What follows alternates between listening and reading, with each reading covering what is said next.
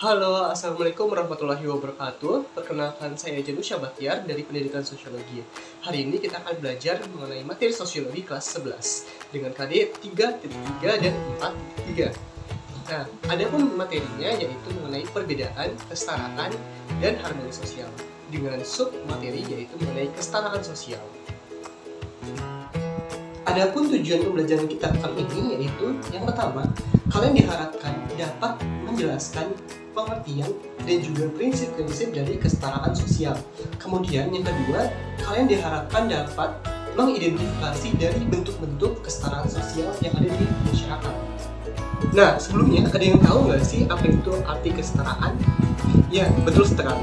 Jadi kesetaraan sendiri itu berasal dari kata setara atau sederajat, di mana menurut KBBI arti dari setara ini yaitu adalah sejajar, sama tingkatannya, dan juga sederajat.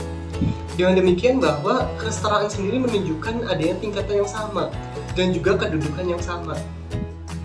Nah, kesetaraan manusia bermakna bahwa makhluk ciptaan Tuhan yang Maha Esa ini memiliki tingkatan atau kedudukan yang sama, di mana tingkatan atau kedudukan ini bersumber dari adanya pandangan bahwa semua manusia itu diciptakan dengan kedudukan yang sama, yaitu sebagai makhluk mulia dan tinggi derajatnya dibandingkan dengan makhluk lainnya.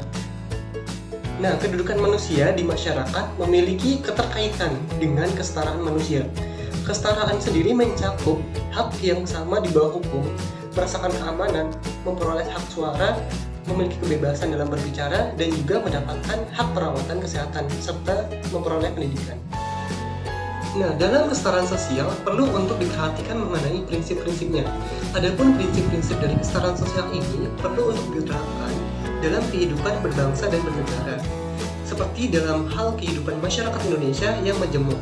Apabila prinsip kesetaraan ini tidak diterapkan dalam masyarakat yang majemuk, maka dapat menimbulkan suatu perpecahan ataupun konflik. Nah, Indonesia sendiri sebagai negara yang demokrasi telah mengakui dan juga menjamin dalam pelaksanaan atas dasar kedudukan, baik itu dalam kehidupan bermasyarakat maupun bernegara. Persamaan kedudukan antar warga negara ini dapat dilihat pada persamaan dalam bidang politik, hukum, ekonomi, dan sosial budaya. Dalam bidang ekonomi, setiap masyarakat memiliki kesempatan untuk mendapatkan pekerjaan yang lain, juga berkesempatan yang sama untuk mencari pekerjaan dan mendapatkan kesejahteraan ekonomi. Bagi masyarakat yang kurang mampu, negara tentunya wajib untuk memberikan bantuan agar mereka dapat hidup secara sejahtera. Nah, persamaan dalam bidang sosial budaya sendiri dapat mencakup aspek pendidikan, kesehatan, kebudayaan, seni, iptek, dan juga agama. Dalam persamaan sosial, warga negara juga tidak boleh membedakan kelas-kelas sosial tertentu, status sosial, ras, suku bangsa, agama, dan lain sebagainya. Selanjutnya yaitu ada bentuk-bentuk dari kesetaraan sosial. Yang pertama yaitu gender atau jenis kelamin. Jenis kelamin merupakan pembeda antara laki-laki dan perempuan berdasarkan ciri biologisnya. Kondisi sosial suatu masyarakat terkadang menganggap bahwa status sosial laki-laki itu lebih tinggi dibandingkan dengan perempuan.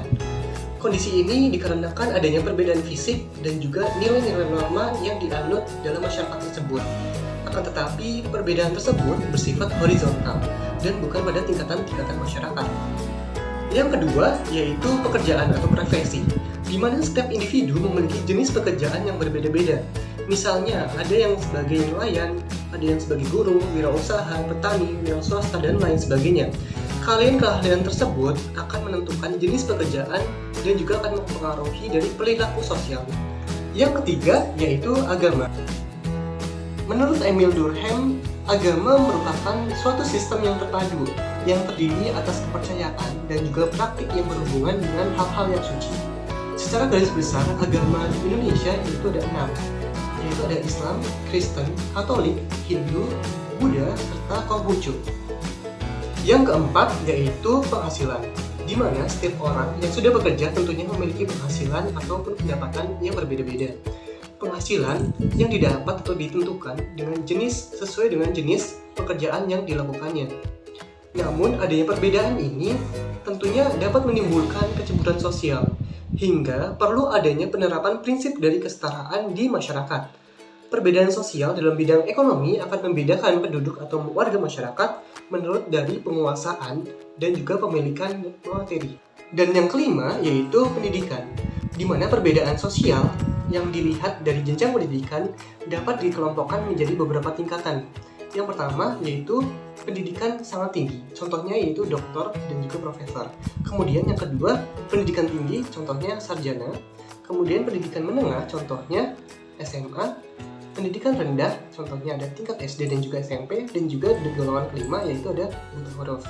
Adanya perbedaan pendidikan tentunya harus kita setarakan, misalnya melalui program beasiswa bagi siswa yang berprestasi, dan juga perlu adanya pemerataan tingkat pendidikan di seluruh wilayah Indonesia.